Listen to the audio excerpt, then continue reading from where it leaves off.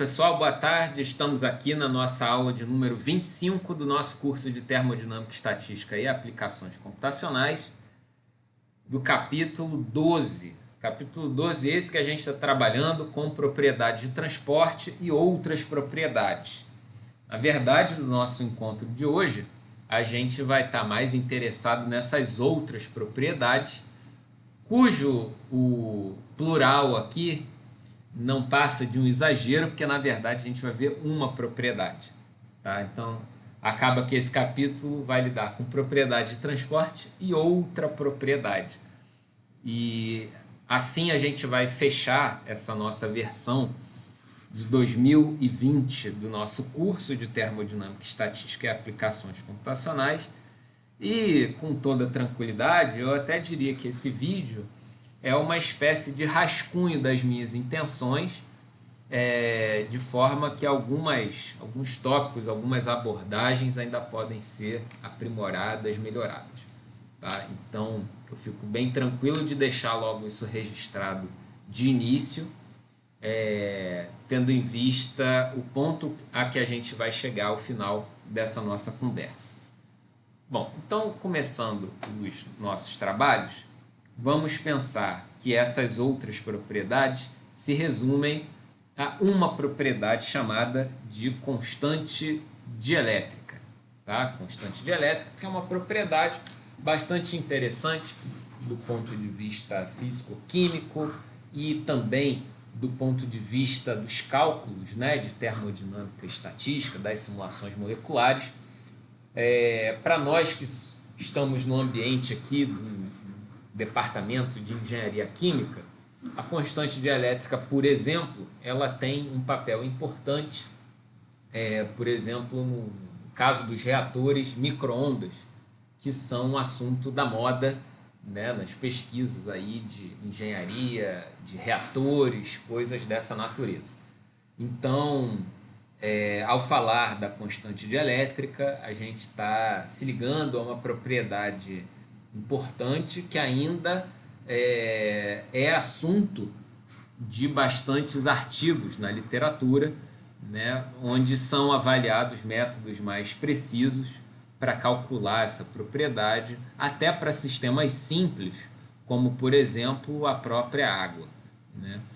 Se a gente pensar nas nossas simulações moleculares, quando a gente faz as nossas contas nos programas, no caso a gente está usando o LAMMPS, a gente precisa de um campo de força. E a constante dielétrica está ligada diretamente a propriedades, né, que estão relacionadas a questões de eletrostáticas ali do meu meio material. Então, a gente está pensando em cargas, né, cargas que é algo que a gente sabe representar nas simulações, e a gente precisa, né, de um campo de força que atenda, né, essa questão. Então, nesse contexto, a gente pode considerar, né, a constante elétrica como uma propriedade. Eu vou virar aqui o celular, tá, que tem um monte de gente enchendo a paciência para não desviar o foco aqui, desculpem. Bom, então a gente tem aqui essa constante elétrica, que também é chamada de permissividade relativa. Tá? Permissividade relativa. O símbolo que geralmente é usado é um εr. E a gente precisa entender essa propriedade do ponto de vista físico-químico para depois a gente vislumbrar como é que ela vai ser calculada nas nossas simulações de dinâmica molecular ou de Monte Carlo. Tá? E tanto faz. Bom, então o que é a constante elétrica? É uma propriedade dos meios materiais que indica como o campo elétrico entre duas cargas pontuais é reduzido usando como referência o vácuo. Ou seja, a constante elétrica é uma propriedade do meio, né, onde o meu sistema está imerso, e de alguma maneira essa propriedade traz alguma informação sobre a suavização das interações eletrostáticas. Nesse sentido, A gente imagina, né, um sistema de cargas interagentes, um meio que pode ser polar, apolar, né, em função das moléculas que haja ali no sistema.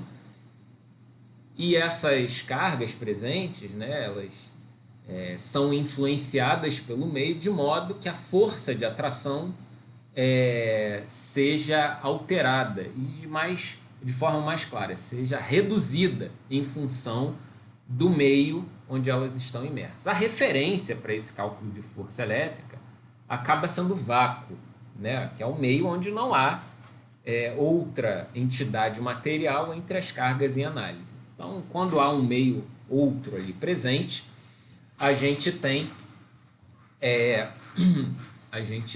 uma suavização dessa interação eletrostática. Então, nós temos aqui, lembrando, né, lá do nosso curso do ensino médio, a lei de Coulomb, que ela traduz a força elétrica de atração entre duas cargas pontuais. Né? Então, se você lembrar lá do seu ensino médio, você vai lembrar dessa expressão aqui da força elétrica. Bom, então, dadas duas cargas pontuais, né, localizadas, sem dimensão a princípio definida, a gente tem a atração entre elas calculada pela lei de Coulomb. Tá? Em função do meio onde esse meu sistema está imerso, essa força de atração pode ser maior ou menor. Tá?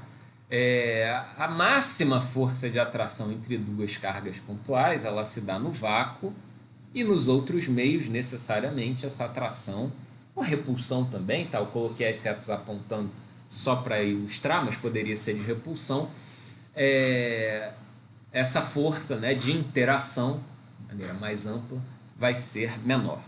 Tá? Então, vejam que aparece aqui na nossa lei de Coulomb um epsilon, tá? Um epsilon aqui. Quando a gente está falando na constante de elétrica ou na permissividade relativa, a gente está falando numa relação entre a permissividade do meio e a permissividade do vácuo, que tem um valor, tá? Que tem um valor. Esse valor é uma constante, tá? Dado por essa expressão aqui, um número que não é dos números que a gente costuma lidar mais no âmbito da química, mas é um valor bem definido, e existe a permissividade do meio. A razão entre esses números dá a nossa constante dielétrica. Tá? Então, a definição acaba sendo estabelecida dessa forma. Beleza. Bom, dessa maneira, alguns valores, né, para ilustrar essa nossa permissividade relativa, tá, que a gente encontra aí das substâncias em geral. Então, percebam, né, que o vácuo vai ter a permissividade relativa com valor unitário e todas as outras substâncias vão ter valores maiores, né, do que a unidade. Naturalmente, isso é o que faz com que lá na expressão da força de atração, né, que aparece, o epsilon aparece no denominador, então necessariamente tem que ser maior do que o vácuo para causar uma suavização ali na força de interação. Ao ponto que no limite a gente encontra os metais. No caso dos metais, essa permissividade relativa ela tem o valor de infinito, né? Então é como se a gente tivesse um campo nulo ali no meio do corpo metálico, né? Uma suavização completa no seio do material metálico. Em contrapartida, se a gente tivesse ar, carbono, diamante, carbono, grafite e tal, a gente tem esses valores tabelados aí como apresentado. Tá? E se essa propriedade ela também varia em função da temperatura, né? Os sistemas dinâmicos, como a gente tem, né? Os sistemas moleculares, a gente encontra aqui alguns valores para permissividade relativa da água na pressão de 10 megapascal. Né? Então a gente tem aqui como que varia essa propriedade em função da temperatura. Né? Vejam também que é um comportamento suave, contínuo, né, bem interessante e assim, bem sugestivo do ponto de vista de ser determinado a partir de simulações de dinâmica molecular.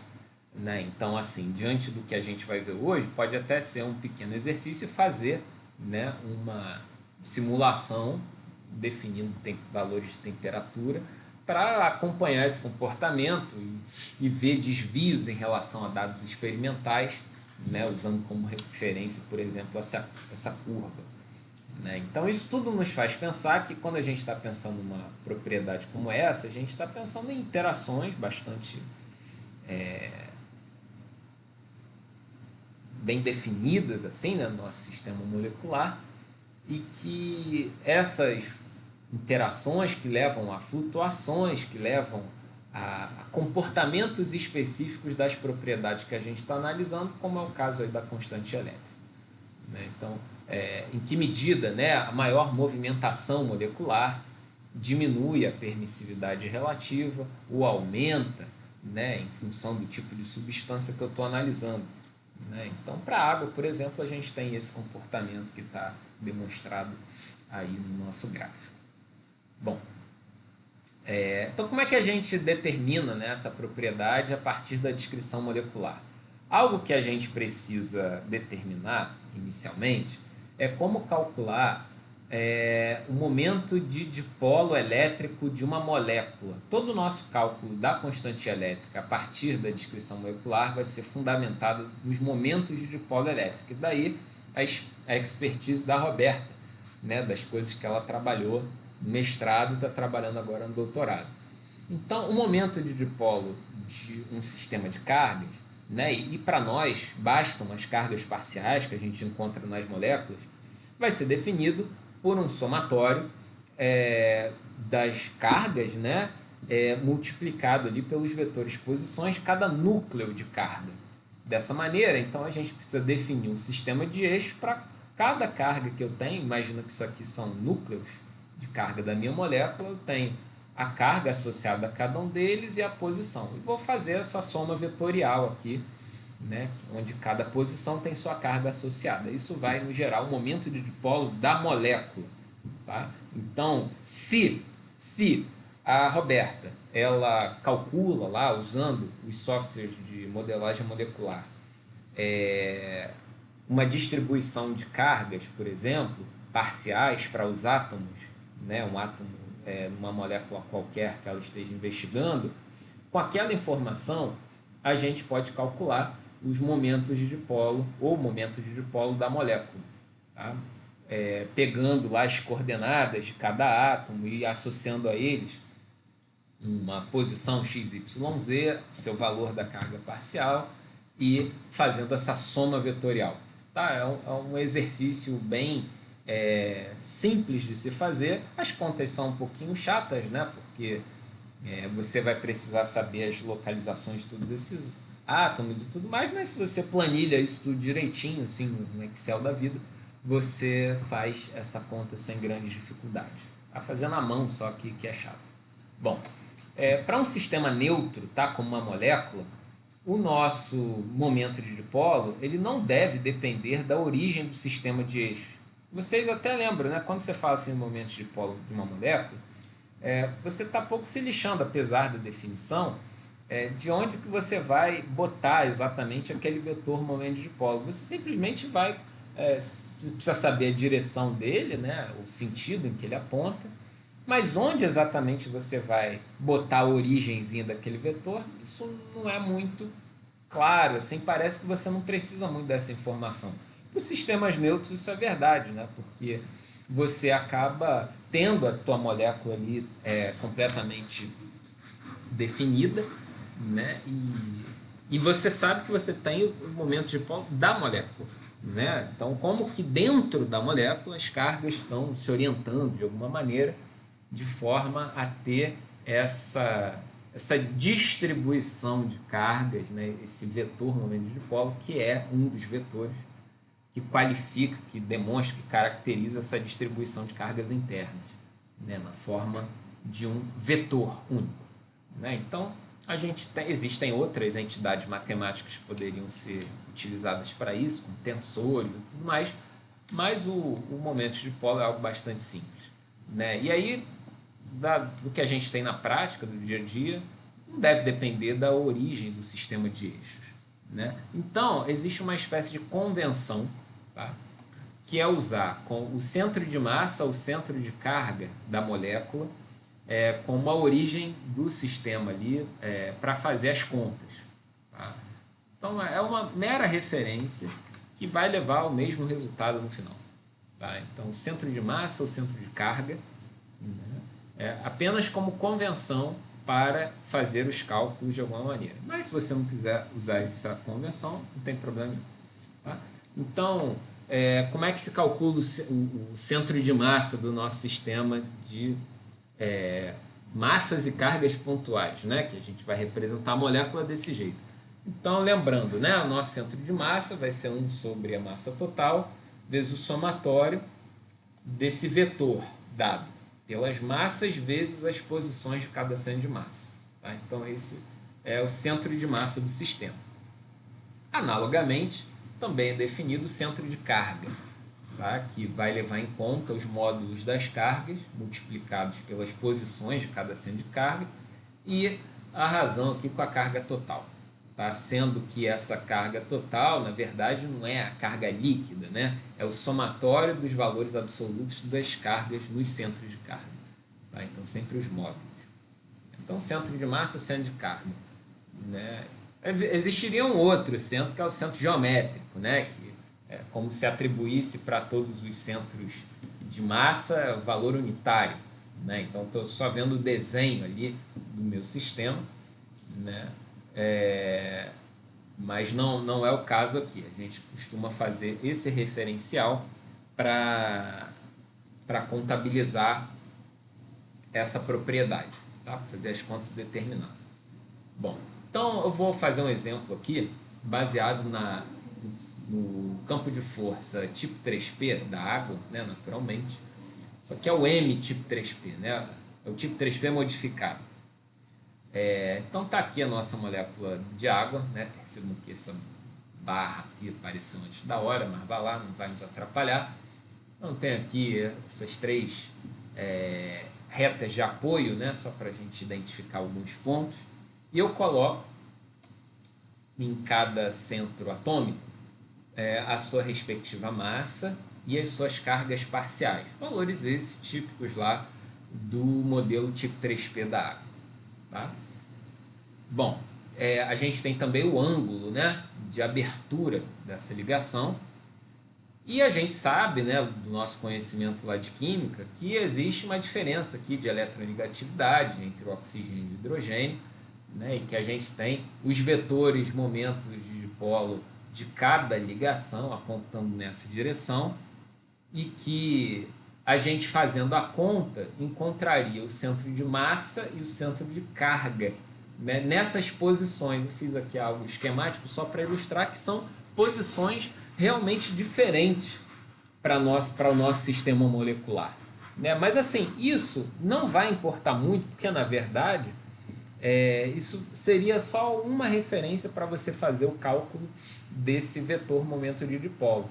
Então, aqui a gente tem o centro de massa bem mais próximo do átomo bem mais pesado, né?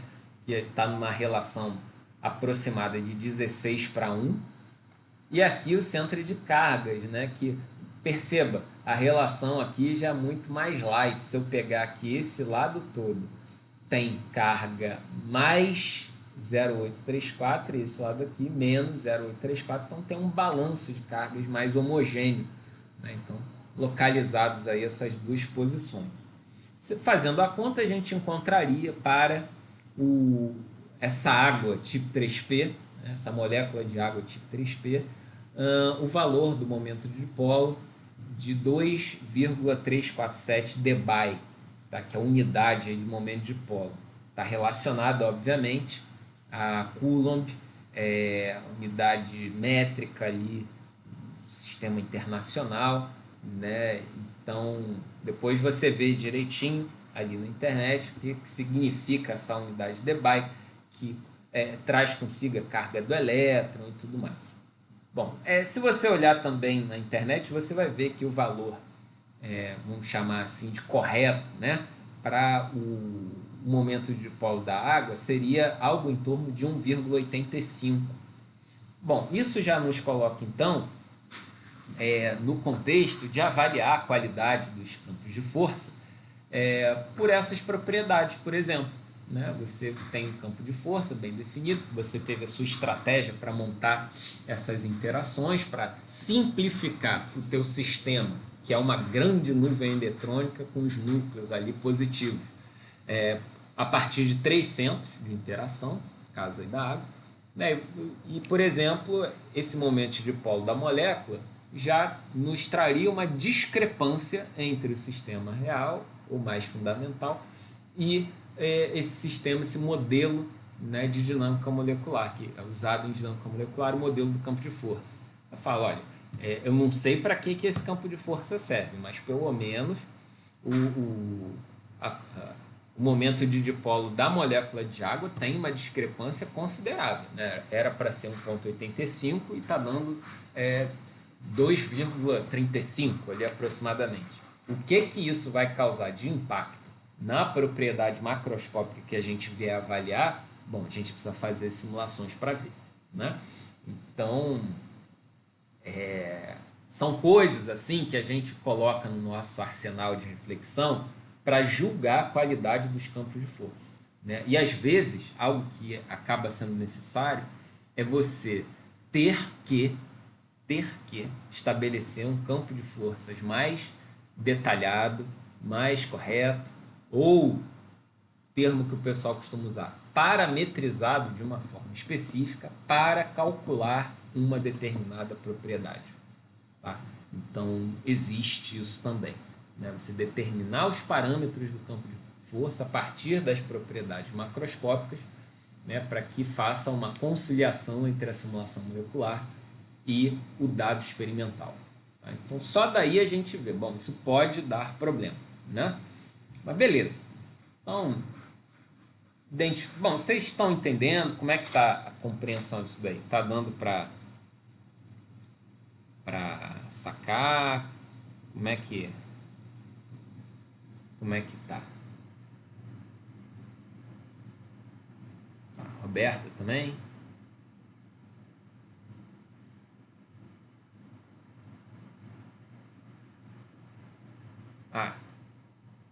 Não, beleza. Não, só para saber aqui se está muito rápido e tal, né? Essas coisas de... Tá? Beleza.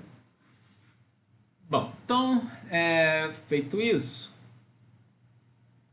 para esses trabalhos que estão devotados aí ao cálculo da constante elétrica a partir de simulações moleculares, a gente encontra os primeiros trabalhos lá com Kirkwood e o Fröhlich.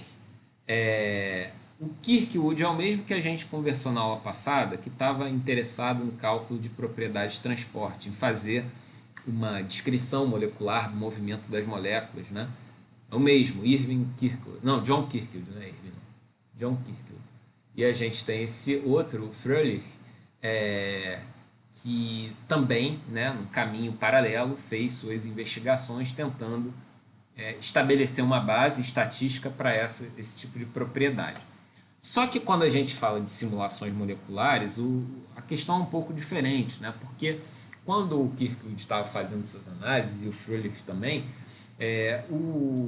o que estava em pauta era fazer a descrição em termos de tentar achar uma função de partição para o sistema usando uma propriedade dinâmica, que a gente viu lá, aquela descrição baseada em exponencial de ωt, né, coisas associadas a algum processo de relaxação, coisas desse tipo. Nas simulações de dinâmica molecular, esse não é o nosso problema, né, porque a gente está interessado em ver o movimento de um sistema e analisar métricas a partir desse movimento. Então, os trabalhos que constituem uma base para as simulações, para o cálculo da constante elétrica a partir de simulações de dinâmica molecular são encontrados nos trabalhos do Neumann e do Steinhauser, de 1983, ou seja, algo bem mais recente. Tá? O que eles fizeram? Eles traduziram os trabalhos, traduziram do ponto de vista matemático, né? Interpretaram com uma formulação própria os trabalhos do Kirkwood e do Fröhlich para os cálculos de dinâmica molecular e estabeleceram formulações próprias em função do tipo de geometria do sistema, das condições de contorno impostas sobre o sistema, né, condições de contorno tipo periódicas ou não, né, se era tipo um gás-rede, coisas desse tipo. Tá? Então eles fizeram uma análise dessa formulação adequada ao tipo de trabalho da dinâmica molecular. E todo o trabalho do Neumann e de Steinhauser leva a um cálculo dessas propriedades baseado no momento de dipolo total da caixa de simulação. Tá? Mas o que é esse momento de dipolo total? É o momento de dipolo que leva em conta, né, o somatório de todos os vetores momento de dipolo existentes na caixa, ou seja, de todas as moléculas existentes. Então, você já pode pensar o seguinte, de alguma maneira, né, isso vai ser mais ou menos representativo em função do número de partículas que eu tenho na minha caixa de simulação. Né? Esse tipo de coisa acumulada, né, somatório de um vetor, esse vetor é um vetor atribuído a cada molécula. Bom, deve ter algum tipo de impacto, quanto mais moléculas, isso deve trazer algum tipo de consequência sobre os cálculos. Tá? E na formulação do Neumann-Steinhauser, como que aparece essa constante dielétrica? Bom, a constante elétrica ela vai ser calculada a partir de fórmulas de flutuação. A gente já viu isso lá para o CP e o CV. Então, são flutuações do momento de dipolo da caixa de simulação. Tá? E vocês vão encontrar na literatura duas formulações. Uma é essa que está aqui exibida e a outra é bem parecida, só que aparece esse 4π aqui. Né? Diferenças entre elas, a existência uma do epsilon zero embaixo, a outra não e tal. Na prática, assim, eu até confesso a vocês que gastei um bom tempo para entender, ou tentar entender, a natureza distinta dessas fórmulas. Porque eu falei, gente, eu vi os artigos, né, e vi essas duas fórmulas e havia um problema dimensional grave, as coisas não estavam batendo. Até o Matheus, felizmente o Matheus não está aqui com a gente hoje, mas ele gastou um tempo danado tentando entender essas fórmulas e assim, os artigos absolutamente não eram claros para dizer uma questão absolutamente simples. As fórmulas, como estão aí, precisam ser escolhidas em função das unidades em que o momento de dipolo total é calculado. Tá? Porque você pode calcular essas propriedades baseadas em unidades atômicas ou unidades reais. Né? E isso vai fazer com que você tenha que escolher por uma fórmula ou por outra. Né? Senão há um desbalanço dimensional nessas expressões. Então você precisa ver como é que o seu programa, no caso LAMMPS, exporta essas informações e fazer, né, um ajuste ali de unidades convenientes para usar uma fórmula ou outra. Né? Vocês vão ver no exemplo que eu vou mostrar que eu estou usando essa expressão aqui, que já faz com que essa flutuação seja calculada em termos de unidades SI. Né? E, né, porque olhando aqui, a expressão que a gente tem é 1 mais alguma coisa. Para que essas coisas sejam somáveis, esse lado daqui tem que ter a mesma unidade do 1, que não tem unidade. Né? Eu não posso somar 10 com 15 metros por segundo. São coisas de natureza completamente diferentes. Então, necessariamente, esse lado aqui tem que ser adimensional. Tá? E aí você sabe, nossa, momento de dipolo é carga vezes distância. Então, aqui em cima, né, no denominador, só olhando rápido assim, vai ser Coulomb ao quadrado vezes metro ao quadrado. E aqui embaixo, por exemplo, nessa daqui, né, em especial, não tem nada de Coulomb. Né? Aí você vê, nossa, como é que vai cortar, né, para gerar um número adimensional e tudo mais? Bom, aqui você consegue imaginar, porque tem o epsilon zero. Mas é porque essa expressão estava sendo proposta para ser utilizada em unidades atômicas, onde essas cargas não iam aparecer, seriam só as cargas parciais. Né? E a distância, alguma unidade do tipo unidades Lennard-Jones, coisa dessa natureza, que são adimensionais. Tá? Então, eu confesso a vocês que perdi uma boa energia tentando entender até o momento que eu perguntei para um autor de artigo, vem cá, eu realmente não entendo isso, os livros não são claros para mim. E aí, no dia seguinte, o cara me mandou uma resposta muito tranquila, falando, olha, assim, eu até fiquei curioso que ele mandou a resposta assim de forma extremamente educada diante de uma pergunta tão besta, né? Ele falou assim, parece que o problema que a gente encontra nessas fórmulas diz respeito à unidade. E aí eu recomendo que você faça os cálculos no seu programa e depois você veja qual é a fórmula melhor para você usar em função da magnitude dessa flutuação. Entendeu? Você vê que até o cara deu uma sugestão assim muito prática, muito bobinha, para escolher a fórmula correta. Tipo, ver a magnitude da tua flutuação no momento de polo total. Né? Mas, então, isso é uma questão resolvida. Né? Isso vai fazer com que vocês compreendam mais rápido e sejam capazes de calcular essa propriedade o quanto antes. E então a gente tem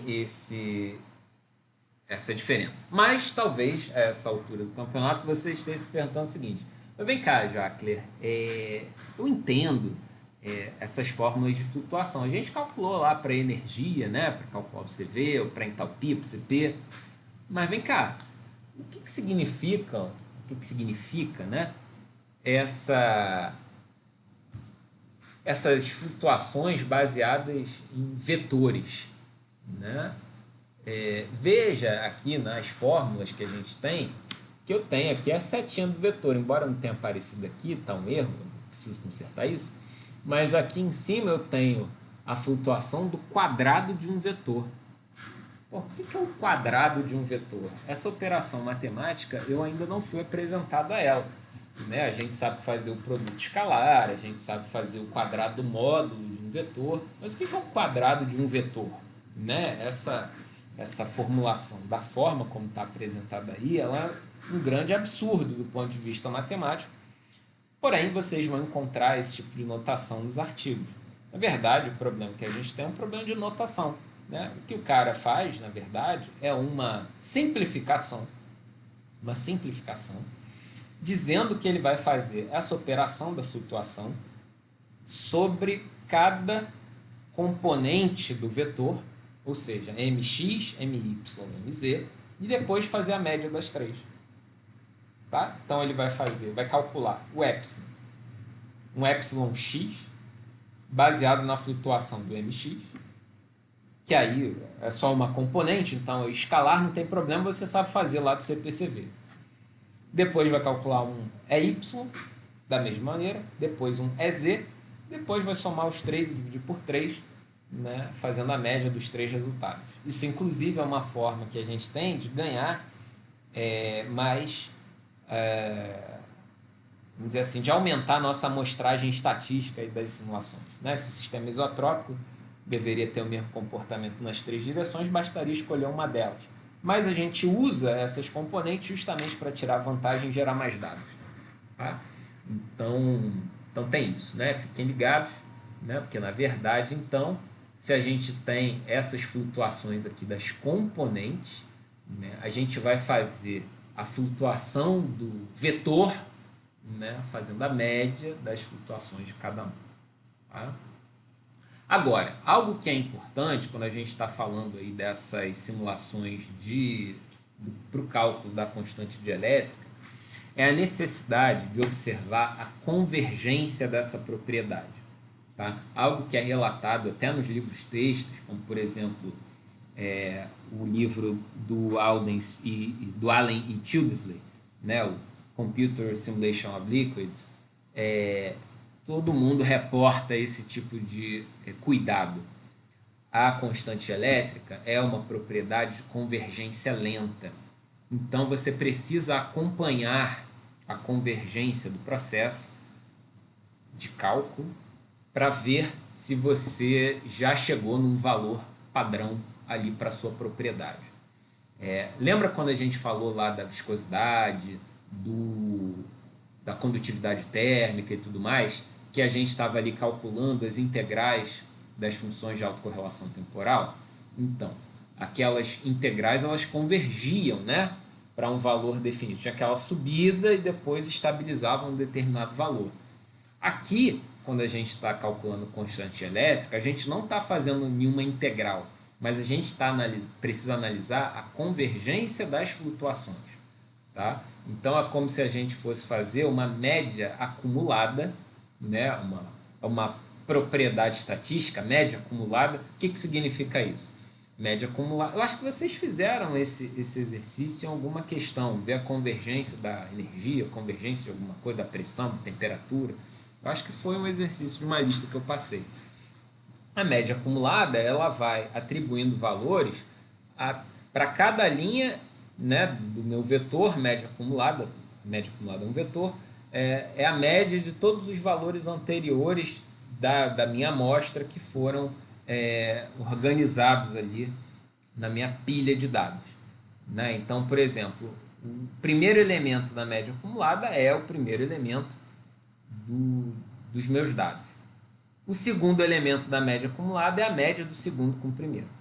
O terceiro elemento do vetor média acumulada é a média do terceiro com o segundo com o primeiro. O quarto elemento é a média do quarto, do terceiro, do segundo e com o primeiro. Então, o último elemento lá do meu vetor média acumulado vai ser a média de todo mundo. Tá? Então, é justamente isso que a gente precisa acompanhar quando a gente está fazendo o cálculo da constante elétrica. Justamente para saber quanto é o tempo necessário, né, para avaliar essa propriedade, que é reportado como sendo de convergência lenta.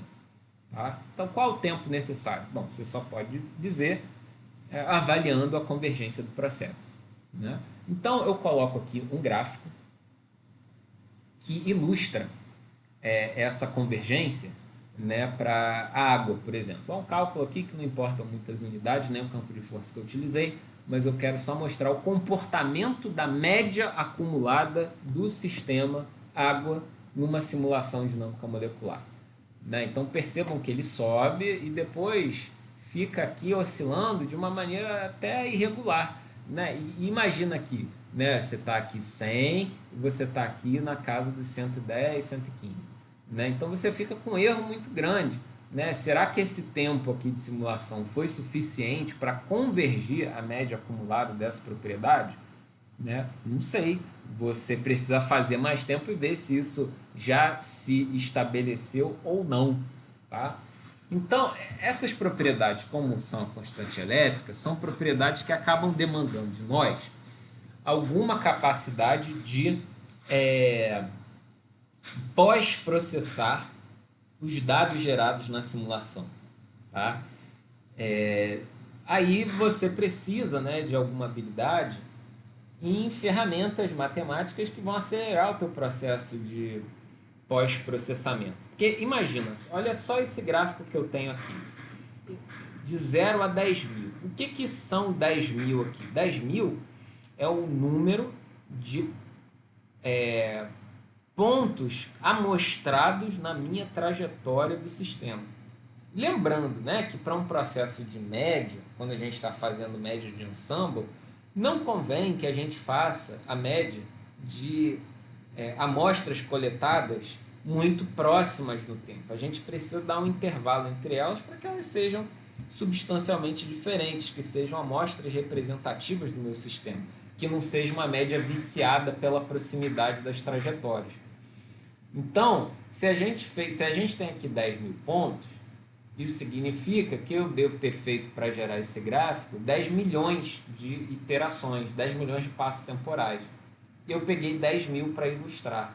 Agora, você imagine, Roberta padecer um pouquinho disso, de pegar 10 mil pontos, jogar esses dados no Excel e mandar plotar um gráfico. Né? Você teria uma grande dificuldade num editor de planilhas como é o Excel de lidar com esse volume tão grande de dados. Né? Ele começa a travar, começa a ser lento, ele vai carregar todos os dados na memória, né? Ao ponto que se você faz um programa, né, uma linguagem tipo MATLAB, Scilab, Python, qualquer coisa dessas em C, né, uma linguagem de programação mais hardcore, você vai fazer esse tipo de manipulação assombrosamente mais rápido, tá? Inclusive, você não vai precisar selecionar nada, coisa que no Excel é necessário, né? Você vai botar uma fórmula, vai pegar aquela fórmula, aplicar em todas as outras, arrastando ali o mouse e tal, fazendo num programa, plataforma matemática como é o MATLAB. Você, com instruções bem definidas, você já manda ele ler o vetor inteiro, fazer as operações. Essas operações, esses comandos são otimizados, né? E você gera um gráfico desse de forma bastante rápida, tá? Então, assim, a constante dielétrica, assim como as propriedades de transporte, são propriedades que nos exigem análise de dados, né, desses processos de convergência. No caso, lá das propriedades de transporte, a gente precisa ver o comportamento das integrais das funções de autocorrelação. Primeiro a gente precisa ver a correlação, né? Ver como é que ela está se comportando, se ela está decaindo adequadamente, tudo mais. Depois fazer a integral da média de ensemble das funções de autocorrelação, né? Então, são médias, né, que você vai tirar ali ao longo do teu sistema, né, e você vai sobrepor aquelas curvas de alguma maneira, né, depois fazer a integral, a soma ali de todo mundo no processo resultante.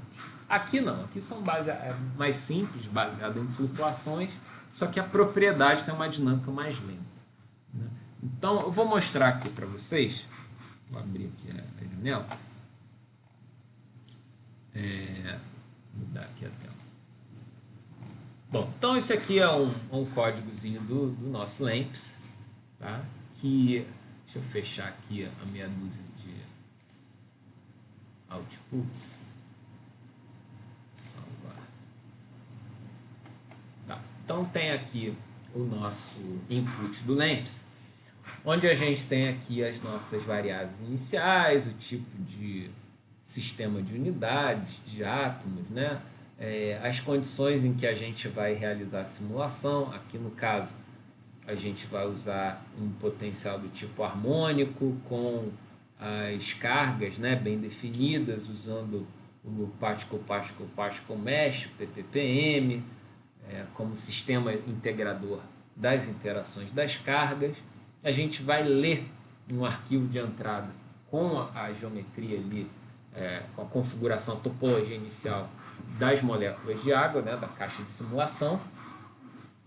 E para essa simulação eu botei aqui o shake, ou seja, eu vou congelar, né, as minhas ligações, de forma que a minha molécula de água seria uma espécie de bumerangue, né? E aí você já pensa, bom, se é um bumerangue, essas moléculas elas vão ter o seu momento de dipolo fixo, né?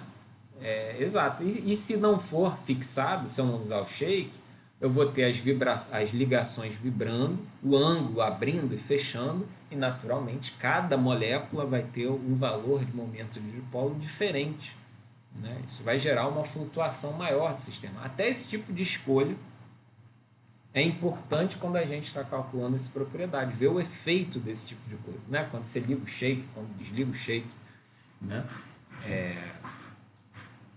Porque, né, se eu deixo tudo ligado, né, ali a possibilidade de vibração dos ângulos e das ligações vai ser muito mais realista, ainda mais para um sistema como água, né? Existem sistemas mais simples, como por exemplo monóxido de carbono, CO, que tem o momento de dipolo muito baixo, né? Mas a água já tem um valor bastante alto, né? Então, quem vai ser o gabarito da prova? O gabarito da prova vai ser o dado experimental, né? Para uma propriedade como essa, diferente da viscosidade bulk, né? Que é aquela propriedade que eu disse que tinha um erro experimental da ordem de 50%, mas isso aqui são coisas bem definidas, né?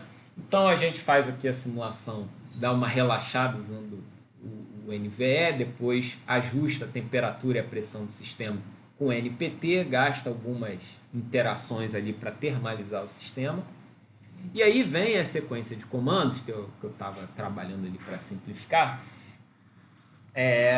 devotadas ali ao cálculo dos momentos de dipolo, tanto das moléculas como do sistema. Para isso, a gente vai precisar usar uma ferramentazinha, comando ali do nosso LAMMPS, que é um compute, né? É uma classe de comandos lá do LAMMPS, tá? Mas a gente vai estar interessado nesse aqui, do chunk. Um chunk é um aglomerado atômico que a gente vai passar a tratar como uma entidade única. Então, por exemplo, quando eu faço aqui esse compute que tem como nome H2O, isso aqui é só a identificação, tá? Pegando todos os átomos do sistema e usando as moléculas definidas como referência, fazendo isso daqui, a gente vai definir cada molécula de água como um chunk, ou seja, como se fosse uma entidade definida que eu vou calcular propriedades em cima dela. Né? A construção mais básica do LAMMPS vai calcular propriedades em cima de átomos isolados. Com chunk eu consigo calcular essa propriedade sobre a molécula inteira. Tá?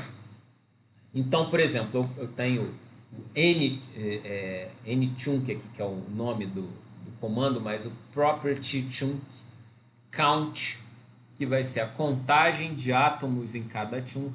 Obviamente, isso aqui vai ter que devolver 3 para a gente, né? Tem aqui determinar o centro de massa de cada chunk. E um dos comandos associados lá a esses chunks é o dipole chunk, né? Então você vai calcular momentos de dipolo para cada chunkzinho desse e ele vai devolver para vocês o conjunto de informações, que são as componentes x, y e z e o módulo do momento de dipolo. Tá? Então, tem alguns comandos dessa série compute que a gente precisa de uma sequência deles, tá? Porque um depende do outro. Então, se eu não me engano, aqui, para a gente conseguir calcular o momento de dipolo, eu preciso desse daqui, né? Então, eu precisava rever isso. Se tirando, se desligando esse comando, ele ia conseguir calcular. Eu acho que não. Tá? Então, tem uns que precisam de outros para ele conseguir executar ali as contas. E aí, bom, feito isso, o que essa sequência de comandos vai me oferecer? Ele vai me dar os momentos de dipolo de cada molécula de água presente na minha caixa de simulação. É uma super informação, né? Porque eu tenho as moléculas de água ali, uma orientação completamente errática, né? Apontando para todo lado. A gente poderia até calcular isso em pós-processamento com um output lá do tipo dump, né? Onde a gente fez aqueles videozinhos. Mas aí demandaria, né, um esforço adicional de identificação de todas as moléculas, ver a posição dos átomos relativa entre si e tal. O chunk acaba poupando esse nosso trabalho. Tá? Mas eu teria essa informação para todas as moléculas, individualmente. Tá? Então, no instante t igual a 10 femtosegundos, eu vou ter o vetor momento de dipolo para cada molécula pertencente ao meu sistema. Se tiver 1000 moléculas, eu vou ter 1000 vetores, né, apontando nas mais diferentes direções da minha caixa de simulação. Tá? Só que para calcular a propriedade da constante elétrica, não é o momento de dipolo molecular que nos interessa, mas o momento de dipolo total da caixa de simulação. É a contabilização daquilo tudo. Então, uma forma da gente fazer essa conta é fazendo aqui, usando o operador de soma, definindo uma variável nova, que eu estou chamando aqui de misão, né, x, y, z, que vai contabilizar o vetor ali gerado, né, com todas as informações individuais moleculares. Significa que está associado aqui ao x, 2 o y, z ao 3, né? E essa forma aqui, C underline mi chunk, isso aqui está associado a isso daqui, ó. Todos os computes são chamados com C underline e mi chunk aqui é o nome que eu dei, né? Então, essa é a forma de fazer referência. E ele tem uma saída que dá os componentes e tal, Então, o que eu vou conseguir fazer com essa variável que eu defini? Para cada iteração onde essa variável for chamada, ele vai contabilizar a soma de todas as componentes x do momento de dipolo da caixa de simulação. Quando chamar y, vai somar todas as componentes y da caixa. Então, vou fazer isso para as três componentes. No final das contas, fazendo isso para as três, eu tenho a soma total, né? Soma vetorial é a soma das componentes. De modo que eu tenho aqui no meu termo, né? Termo que a gente vai jogando ali nas simulações, esses valores já da caixa de simulação, das componentes x, y e z. Ah, maravilha, né? Então a gente contabiliza essas informações. Eu vou diminuir aqui um pouquinho o número de iterações para a gente rodar esse cálculo. Pergunte, por favor.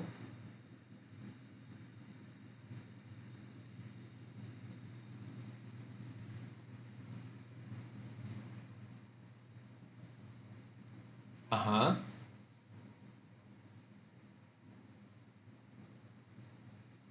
Não, na verdade aqui do N-Chunk. Porque veja aqui que o CM está até desligado, né? Está aqui com hashtag. É, Esse aqui então, esse aqui eu sei de cabeça que não precisa, né?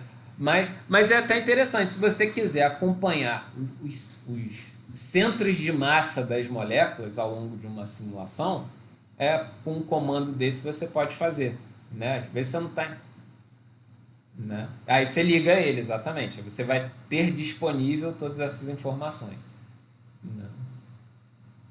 Beleza. Nada. Então, esse input aqui, esse modelo de input, eu vou deixar lá na pastinha da nossa aula, né? Esses modelos de input, eles são verdadeiras pedras preciosas que eu estou deixando com vocês, porque assim, isso acaba, para quem está começando, sendo uma energia infinita para começar assim, os primeiros cálculos e tudo mais. E, em geral, a gente não encontra isso muito claro no manual do programa, nas listas de discussão, nem na internet, né? Às vezes a própria compreensão do fenômeno é truncada. Então, partir desses modelos e estender para outros casos que vocês queiram investigar acaba sendo algo muito mais fácil de se fazer, né? Então, isso acaba tendo um valor muito grande, o que por exemplo, eu não dispus disso quando eu estava começando a fazer os meus estudos, né? Entender a própria sintaxe desses comandos é um pouco doloroso, porque o manual do LEMPS não é lá dos mais simpáticos nem dos mais ilustrados. Então, isso aqui acelera um pouquinho a nossa compreensão. Mas vai lá. Então, eu vou salvar aqui, diminuir aqui a janela, fechar aqui tudo que está aberto. E vou... Cadê? Peraí. Tá, eu vou apagar tudo aqui que é tranqueira. Cadê? Isso aqui... Tá. E vou mandar rodar aqui. Tá? Então, lembrando, essa instalação que a gente fez aqui do LAMMPS, chamado do LAMMPS era o LMP Stable, e aí a gente tem ali H2O input, e aí já começou o cálculo, né? Torcer para não ter esbarrado em nada que cause um erro aí na simulação.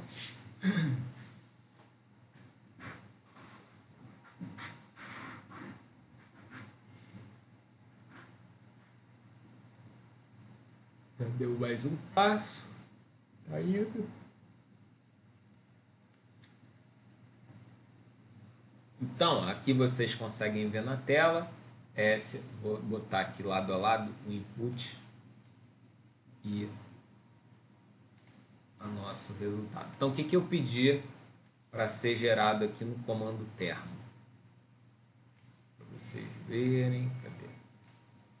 Então, o nosso thermostyle tem passo, densidade, volume, energia total, e aí vem a série das componentes Mx, My e Mz, referente ao momento de polo total da caixa de simulação.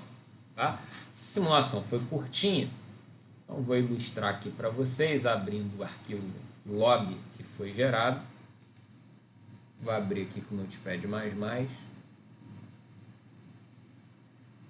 Então aqui, ó, tem alguns poucos valores. Ih, está microscópico, peraí. Deixa eu ver se eu aumento a linha aqui. Peraí. Substituir tamanho da fonte. Opa, agora vocês estão vendo aí, né? Mais visível. Então a gente tem aqui, né, as informações, né? O passo, densidade, volume da caixa de simulação em angstrom cúbico, e aqui a energia total, e aí vem Mx, My e Mz, tá?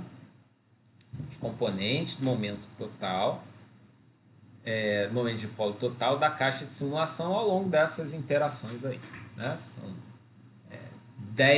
11 valores referentes a 10.000 femtosegundos de simulação, né? Então, essa é a nossa amostragem de 1000 em 1000.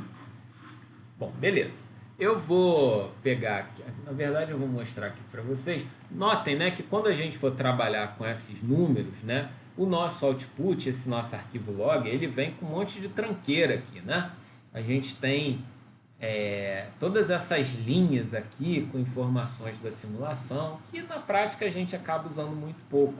Acaba sendo uma referência para se algo deu errado e tal.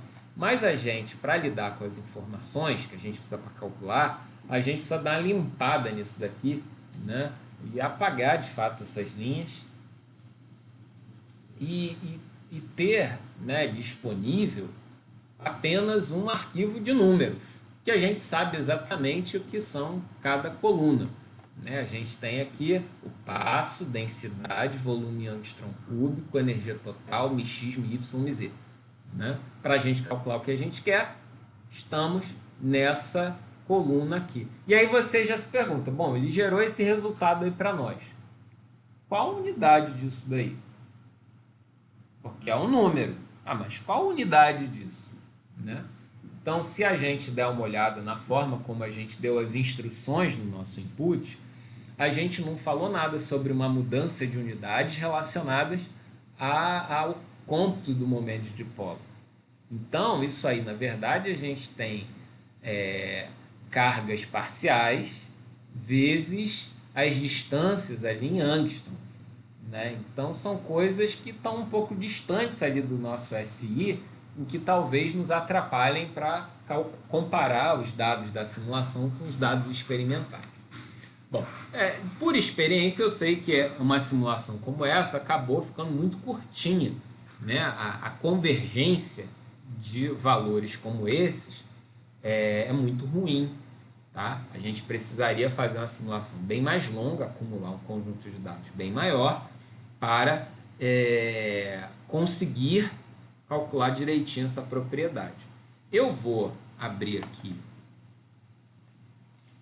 mostrar para vocês uma janelinha aqui do MATLAB. Opa! Tá? Um programinha bobo aqui que eu fiz, que justamente faz a média acumulada, né, dessa propriedade. Então, vou deixar isso lá na pastinha também.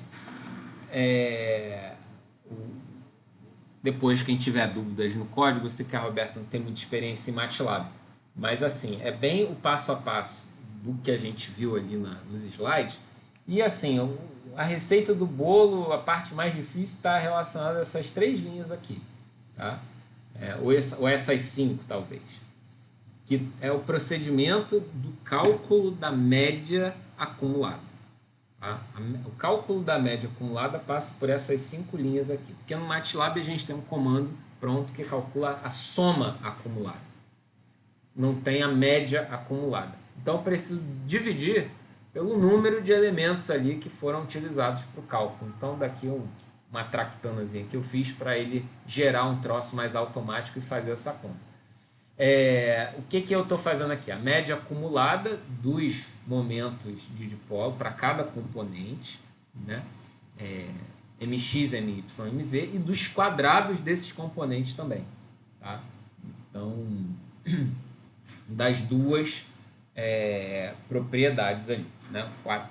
A média acumulada dos quadrados de cada componente, depois a média ao quadrado, né, dos componentes, né, que é justamente ali a fórmula da flutuação. Bom, eu fiz esse cálculo aqui com muito mais dados. Se eu mostrar aqui para vocês o conjunto de dados que eu carreguei, está nesse arquivo aqui 1.log, deixa eu abrir aqui, deixa eu achar aqui só um instante. Peraí. Vou pegar aqui a minha pastinha. Para você, não é essa. Para vocês verem o arquivo. Ah, sim. Vai abrir aqui. Né? Então, olha só. É um arquivo bem maior. Tá? Mesmo esquema. Iteração, densidade, volume em angstrom ao cubo, energia, Mx, My, Mz. Então aqui eu fiz uma simulação mais longa, gerando muito mais dados, tá, do que aqueles que estão apresentados ali, que a gente fez a simulação rapidinho. Porque simulação com carga já é um pouquinho mais longa, né? Então poderia demorar muito. Para não ficar aqui só vendo isso com vocês, eu fiz aquela simulação mais curta. Bom, então eu vou carregar os dados ali, tirados aquele cabeçalho, aquelas informações todas lá que o LAMMPS coloca nos nossos arquivos log. Vou carregar usando o comando load e vou executar esse conjunto de contas aqui que implementa, né, aquelas fórmulas. Tá? Notem aqui que eu tenho as constantes, né? Constante Boltzmann, o ε0, a gente tem a carga do elétron, tem a conversão de angstrom para metro, as fórmulas ali daquele lado da flutuação, né? E a gente tem também a média e depois a constante dielétrica aqui somando a unidade. Tá? Então, ao executar esse procedimento aqui, assim que aparecer o gráfico, eu transporto ele para vocês. Deixa eu só fechar aqui.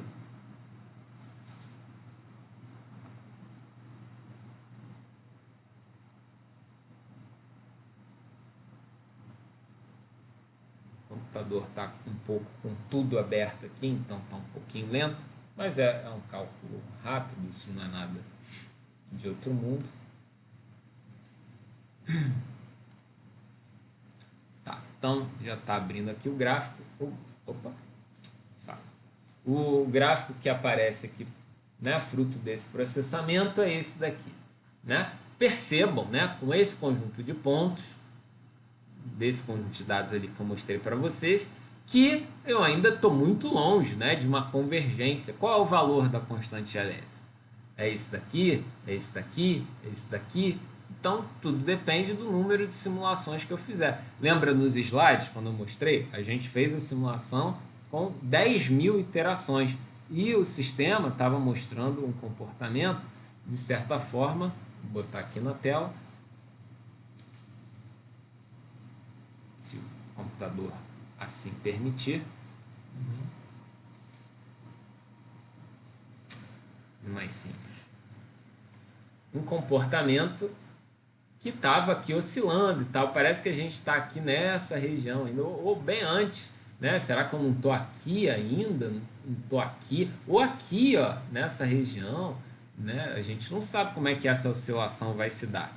E olha como é que a gente está aqui no nosso sistema, né? Então, parece que a gente chegou lá perto do topo, né? E veio decaindo e tal, né? Então, qual a tendência disso? Eu não sei. Definitivamente eu não sei. Cada sistema vai ter a sua convergência. Isso vai depender do nível de descrição molecular, da escolha, né? Do número de passos e tudo mais. É algo que demanda investigação, né? Definitivamente as condições em que você faz esse cálculo, tá? Então, é uma propriedade de cálculo fácil e que é interessante para você testar a qualidade dos campos de força e tal. Tem um trabalho que eu estava desenvolvendo com o Matheus, que parou, né? Que acabou fechando ali o tempo da iniciação científica dele, mas a gente estava começando a ver umas coisas com a possibilidade de validar dados experimentais e tudo mais, um negócio bem interessante, né, vinculado a esse tipo de cálculo. Então você vê, assim, de certa forma é algo razoavelmente simples, né? E eu queria aproveitar também, né, esse finalzinho de tempo aqui que nós temos, deixa eu fechar isso aqui e passar isso para cá, para mostrar para vocês também, fechar isso aqui também.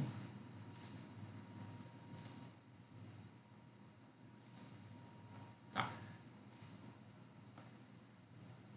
Um outro código que é para o cálculo da viscosidade. Esse código que está aqui, tá? Ele é letra por letra o que está lá no manual do LAMMPS. Tá? Então o LAMMPS ele fez o favor de deixar um código pronto. Isso foi muito importante para mim, né? Quando eu estava calculando lá a viscosidade dos sistemas que eu estava interessado, porque foi uma referência importante.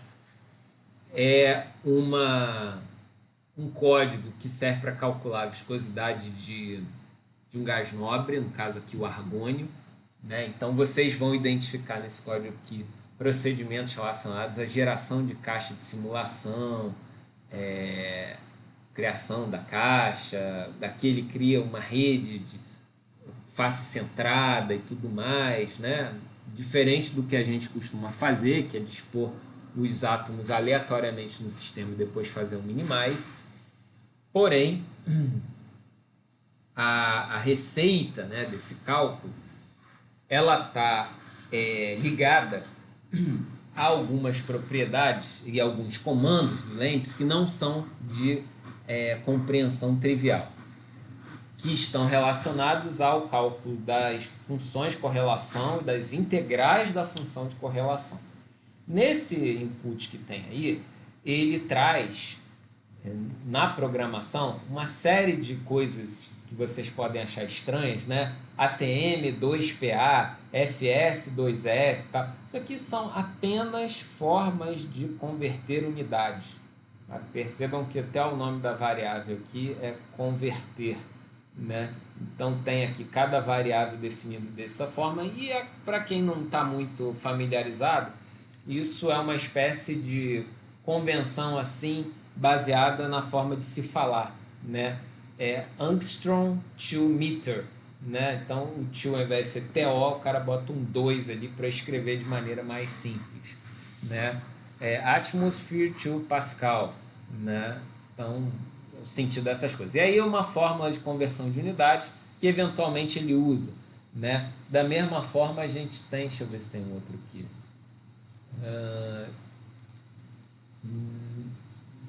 Não. Tem? Bom, não tô identificando. Ah, sim, aqui tem outra. Essa variável aqui, scale, né? Aqui, ó. Olha só quem está aqui embaixo. Constante Boltzmann, temperatura, volume, um S que a gente já não sabe o que é, nem um DT, né? Mas vocês lembram lá das fórmulas das propriedades de transporte, que frequentemente aparecia lá um sobre V constante Boltzmann temperatura, né?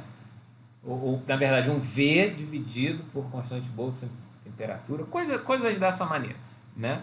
Então, até botar aqui só para vocês lembrarem, né? Deixa isso aqui. Então, olha só aqui, ó. V sobre constante de Boltzmann temperatura e tal. Essas coisas aparecem. E por conta de uma arrumação aqui das unidades e tudo mais, ele está usando essas expressões de conversão de unidade. Tá? Mas, bom, o que a gente tem aqui de diferente? A gente tem aqui esse fix AVE correlate. Tá? Fix AVE correlate é o comando do LAMMPS que calcula funções de correlação temporal. Tá? Você pode fazer isso por fora no MATLAB, tem comando próprio para isso, mas se você tem ele disponível aqui para você, né, se você fuxicando ali no manual, você acha que ele atende, né, na forma como ele foi programado, por que não usar, né?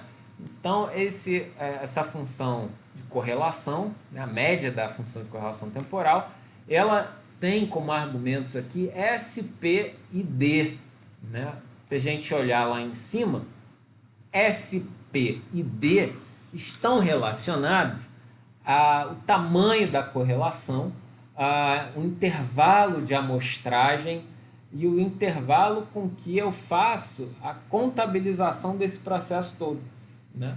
Então, aqui são os parâmetros em termos do tamanho da correlação e de como que eu vou contabilizar todos aqueles dados anteriores, medidos ali ao longo do tempo, para fazer aquele produto, né? Tempo 0 vezes tempo 1, tempo 0 vezes tempo 2, tempo 0 vezes tempo 3. Por aí vai, para todo o intervalo disponível, né? E em fatias separadas, o LAMMPS, nessa forma de calcular, ele faz em fatias, ele não faz uma sobreposição dos intervalos temporais, então é um procedimento, de certa forma, ineficiente, que faz com que eu tenha um tempo de simulação muito grande para conseguir calcular essas correlações. Eu poderia fazer isso de uma outra forma, superpondo intervalos, mas ele não faz isso, ele usa janelas separadas, né, distadas ali de P vezes S, que é o D aqui, ó, veja que até o D é a continha, P vezes S, né? Então tem 500 pontos, cada um com 5 femtosegundos de intervalo entre eles, né, os 5 delta T de intervalo entre eles, né? Então esse é o tamanho da janela com que eu vou fazer a minha correlação. E aí vou fazer a média, né, sobre todo esse processo. Essa média vai ser do quê? O que eu vou correlacionar? As componentes Px, Py e Pxy, Pxz e Pyz do meu tensor pressão, né, que existe essa definição aqui de variáveis para serem puxadas aqui e fazer a conta. Esse meu fix está sendo chamado de SS e o resultado das correlações vai ser jogado no arquivo chamado S0st.dat. Tá? Depois, o que ele vai fazer? Vai pegar essas informações e vai calcular a integral. O LAMMPS tem um comando de integral cujo nome é trap. É trap de trapezoidal, né? Aquela forma de calcular integral que é baseada em trapéziozinhos, que é a forma mais besta de se calcular integral, com dados assim, né? Então, é pegar os dados aqui gerados nas correlações e integrar para conseguir devolver para nós o valor ali da propriedade, no caso a viscosidade, né? Que ele vai fazer a média também, porque ele vai fazer isso por componente, né? Na nossa própria fórmula estava previsto essa média, né? Fazer por componente. E depois a troca de unidades e tudo mais para devolver para nós a viscosidade média em micropascal vezes segundo. Tá? Bom, eu vou rodar esse cálculo aqui só para ilustrar também, nesse finalzinho aqui do nosso tempo, para mostrar para vocês a saída do programa. Deixa eu minimizar isso aqui. Vou fechar isso aqui. Isso. Abrir o terminal. Opa. a gente tem LMP underline stable. Opa.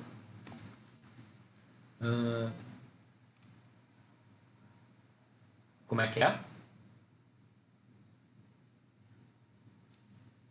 E você, Leão, o que você está vendo aí?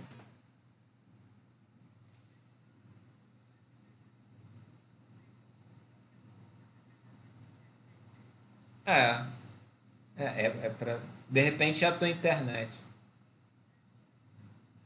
Tá bom, eu espero.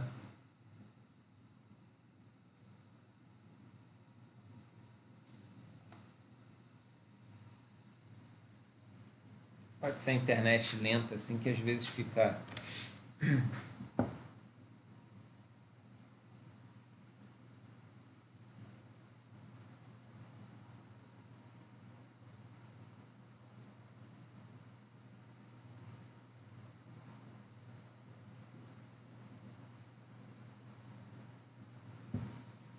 Mas está dando para entender, o Leão?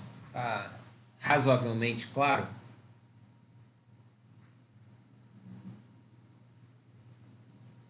Tá vendo? Ah, então beleza. Tá. Vou rodar aqui, né, só para ilustrar e mostrar como é que é a estrutura do arquivo de saída, né, principalmente o S0st.dat. Deixa eu botar aqui. Então vai rodar, vai gastar um tempinho aí, né? Então são os arquivos grandes, os arquivos volumosos, que algo que também a gente pode, né, começar a se preparar para se preocupar é HD, tá? Em alguma frequência, na manipulação desses dados, na própria geração desses dados, acontecia de lotar completamente o HD com esses outputs. Eu sei que a lotação de HDs é algo comum nos programas de química quântica, né? Tipos que a Roberta usa com mais frequência, mas os de dinâmica molecular, dependendo do tipo de análise que você queira fazer, se você quer acompanhar as coisas no detalhe, ou depende de propriedades como essa, né? A função de autocorrelação, coisas desse tipo, você fica com um conjunto de informações textuais muito grande. Até aqui foi rápido, mas esse códigozinho ele é muito simplificado e a gente tem aqui um valor, né? Viscosidade média, tantos micropascal a 86 Kelvin, numa densidade numérica de 0,025 por angstrom ao cubo. Vou mostrar aqui o S0 SDAT. Vou abrir aqui com o Notepad++. Então, assim que é um arquivo desse de saída, a gente tem os intervalos das correlações, são várias informações aqui, por exemplo, levando em conta o cabeçalho, descrevendo o que é, e aqui ele diz para a gente a estrutura, né, dos dados. Então a gente tem um índice, o ΔT, né, que a gente está considerando, uma contagem ali, que depois a gente entende, a correlação do PXY, a correlação do PXZ, a correlação do PYZ. Então são esses três valores aqui. No instante inicial, isso só vai ter um valor único para a primeira iteração, porque eu não tenho nada nas outras, né? Então vai ser correlação só consigo mesmo. Esse instante inicial ele acaba servindo para muito pouca coisa. Mas olha, eu vou andando, ó, vejam que vai andando aqui de 5 em 5 até fechar. Vamos lá, caminhando aqui. Opa, virou aqui, ó, 2.495. Tá, então esse é o tamanho em tempo da primeira, o primeiro conjunto ali de correlações. Aí depois vem uma segunda, né, a partir do instante 2.500. Então, mais 500 pontos de função de correlação. Aí vem o 501, que estava indo até chegar lá. Opa, virou aqui de novo. Mais uma vez, foi para 5.000, mais 500 valores da correlação. Então, os valores estão aqui. Quem são esses valores? Correlação do PXY, correlação do PYZ, correlação do PXZ. Bom, a ordem depende de como você definir, né? Então estão todos os dados. Se vocês olharem essas curvas, tá? Se vocês olharem essas curvas, eu vou pegar uma aqui, fazer algo que eu não gosto de fazer, mas eu vou fazer por preguiça.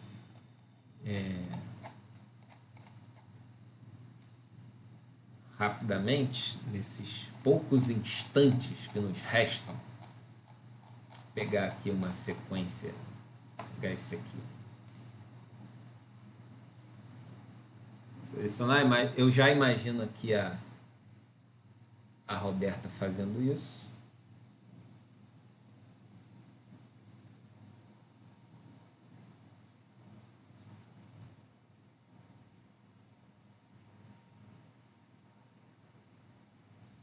Opa, peguei aqui, vou copiar. Só para ilustrar aqui a informação que eu falei do tamanho, esse arquivo ele tem um arquivo tem 800K só de texto, né? Quase 1 mega. Então já é um arquivo que começa a ser um pouco grande, né? Imagina você fazer para várias temperaturas, para várias condições e tudo mais, né? Isso já pode começar a ficar pesado. Deixa só abrir aqui, fazer no Excel mesmo, fazer rapidinho, carregar aqui.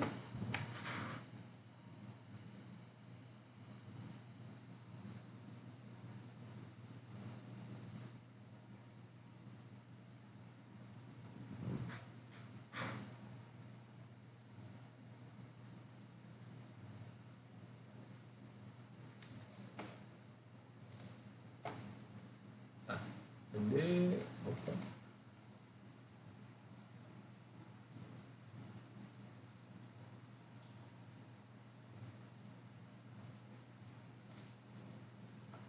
Jogar aqui, colar. Percebam, né, que os dados ficaram todos embolados ali, né?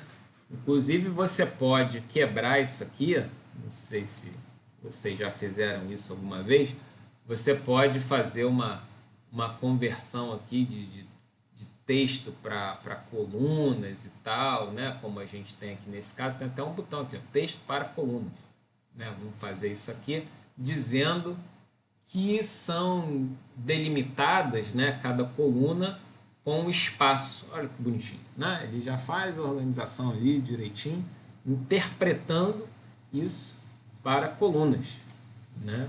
Então fico com as colunas ali, né, bem definidas. Vou pegar a primeira e a última, fazer uma análise de uma correlação só. Inserir, vou pegar aqui um gráfico, vou pegar a linha mesmo. Bom, aqui, ó, o jeito da correlação, né? Ela não está normalizada, ela está um pouco confusa ainda, mas já dá para ter uma cara, né? Era para ela decair, né, suavemente a zero e tal, mas o comportamento que a gente tem é essa coisa bagunçada aí. Agora, aquele comportamento a gente vai identificar fazendo médias sobre várias correlações. E é isso que o Fixed-AVE Correlate vai fazer. Ele vai pegar várias correlações dessas, isso é uma correlação, tá? Então, o que essa correlação está dizendo? Olha, as interações listadas, né, de botar aqui 400 intervalos de amostragem, que no caso foi definido ali por 5 femtosegundos, ou seja, 2.000 femtosegundos. Tem uma correlação dessa magnitude aqui, mais ou menos 1.500, 1.000, uma coisa assim, né? Então, essa correlação significa um nível de dependência, né? Mas você vê que o comportamento é meio bagunçado e tal. Então, por isso que você precisa fazer isso de forma estatística, né? A superposição de várias correlações dessas para dar aquele comportamento mais suave, decrescente. Inclusive, você precisa ver se no teu sistema você tem, de fato, uma correlação bem definida, né? aquele perfil decrescente direitinho. Senão, não rola, você não consegue, você não convergiu ainda o cálculo da propriedade. Tá? Uma vez que você tem a correlação decrescente, vai ficar aquele perfil bonitinho, você vai integrar a curva para gerar aquele perfil que cresce, né? Com uma correlação só, eu não consigo fazer essa conta. A amostragem estatística é muito baixa e só olhando essa curva é muito ruim, né? Preciso superpor várias curvas, fazendo a média entre elas, para conseguir calcular a minha propriedade, né? Essa tradução da minha propriedade, que é uma propriedade de não equilíbrio, né? Viscosidade e tudo mais, na forma de uma análise de flutuações no equilíbrio, quando você começa a manipular os dados, você vê a intuição genial, né, dos que propuseram isso pela primeira vez. Então, nossa, é o tipo de informação que você vê, caramba, né? Como é que uma coisa se traduz numa outra? Pegando uma correlaçãozinha só, olha que comportamento maluco, isso não descreve nada. Mas, na verdade, a termodinâmica estatística nos permite analisar as propriedades a partir de uma média, né, de correlações, uma média ensemble dessas correlações. Da mesma forma, como a temperatura configuracional não representa a temperatura do sistema, preciso fazer a média de ensemble. Aqui a gente precisa fazer uma média de correlações. Tá? Então antes era a média de valores, aqui é a média de uma distribuição de valores. Preciso superpor várias curvas, integrar essa superposição e aí sim calcular a minha propriedade. Tá? Então, assim, de maneira rápida, né, com esses exemplos montados de forma simplificada e tudo mais, a gente acaba entendendo um pouquinho, ou não, né, não sei, do trabalho envolvido nesse cálculo de propriedades ligados aí à dinâmica molecular. Eu não posso me furtar de identificar, né, que esse tipo de coisa demanda, sim, para você fazer isso de forma eficiente, alguma capacidade de programação matemática. Tá? Se você dispõe, se você domina minimamente uma ferramenta dessa, você vai ser capaz de avaliar coisas com uma intensidade muito maior.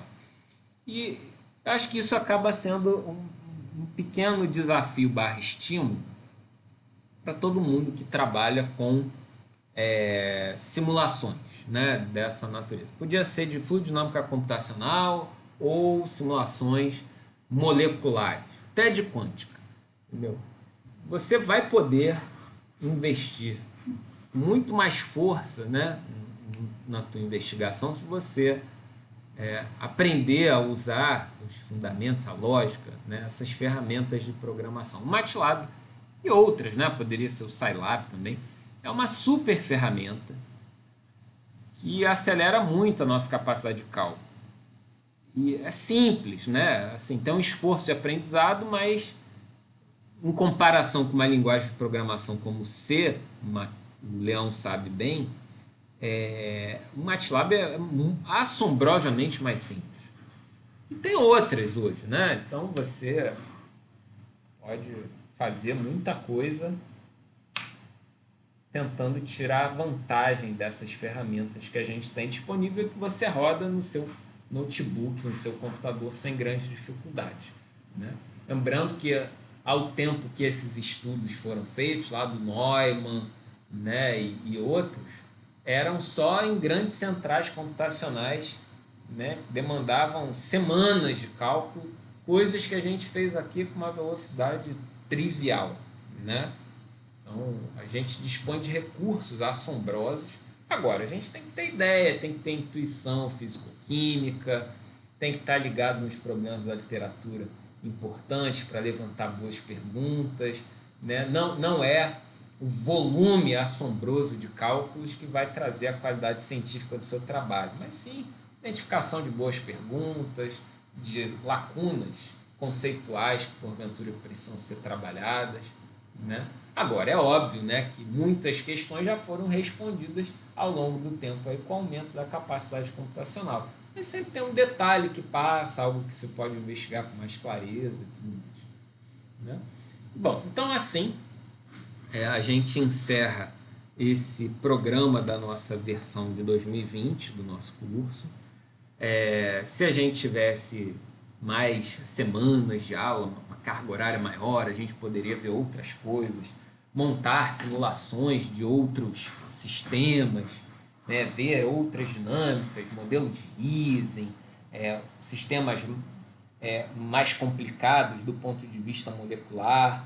Mas esse curso acaba tendo uma vocação de ser uma alfabetização dentro desse processo, né? Não sei se vocês querem fazer alguma pergunta, algum comentário. Agora é a hora.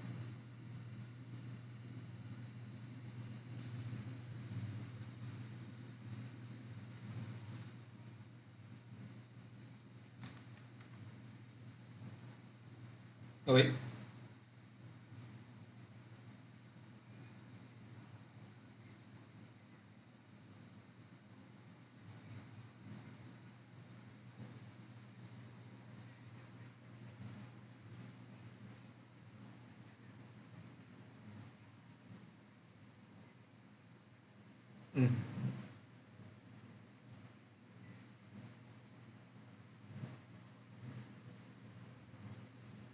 Uma coisa que seria a minha meta imediata, né? Seria as outras propriedades tinham uma outra prevista, mas não daria tempo, que é o cálculo da tensão superficial.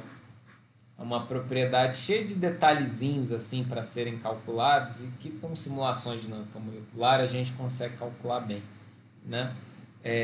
Tem uma forma certa de gerar caixa de simulação e tal. Agora, mas é bem isso que você falou, Matheus.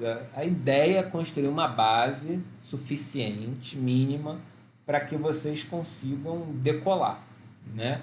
A gente poderia fazer versões avançadas desse curso, pegando problemas específicos, né?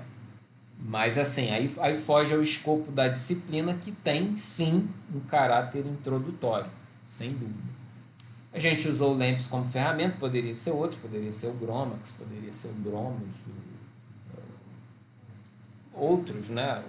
O NAMD, o OpenM, tem vários softwares aí que poderiam ser utilizados. A gente usou o LAMMPS por uma questão pessoal, né? Que eu sempre usei, simples. Mas até para migrar para um outro software, vocês já estão com um ferramental mínimo, assim, para até ir ao manual e ver se tem determinados comandos ou não, né, determinados campos de força ou não, as implementações. Como o Lucas falou em algum momento, o LAMMPS ele acaba se caracterizando por ser um software muito, muito geralzão, né, como se fosse uma plataforma de trabalho que eu consigo dar muitas informações básicas, e aí investigar sistemas de natureza muito diferentes, né? Tem outros softwares que são mais voltados para algum tipo de investigação específica, sistemas biológicos e tudo mais. Então vai haver algumas coisas já pré-programadas voltadas para aquele sistema. Não é muito o caso do LAMMPS. O LAMMPS é mais uma plataforma. E aí, bom, se você aprende a usar uma, né, direitinho, você consegue extrair muita informação bacana assim, para estudos publicáveis, né? Então, agora, tem que estar atento às criatividades que o pessoal está tendo para ir se inspirando e encontrar o seu caminho, né? Então, a Roberta, por exemplo, trabalhando com cristais, né? Como é que vai ser a implementação de cristais no LAMMPS, as simulações disso e tal? Dizer que ela está com o básico necessário para começar a mexer no programa, a saber pelo menos algumas ideias de como procurar, né? Já sabe a estrutura básica de um input, já sabe de que informações precisa, onde colocar determinadas informações e tudo mais, como construir uma geometria em alguma medida, né?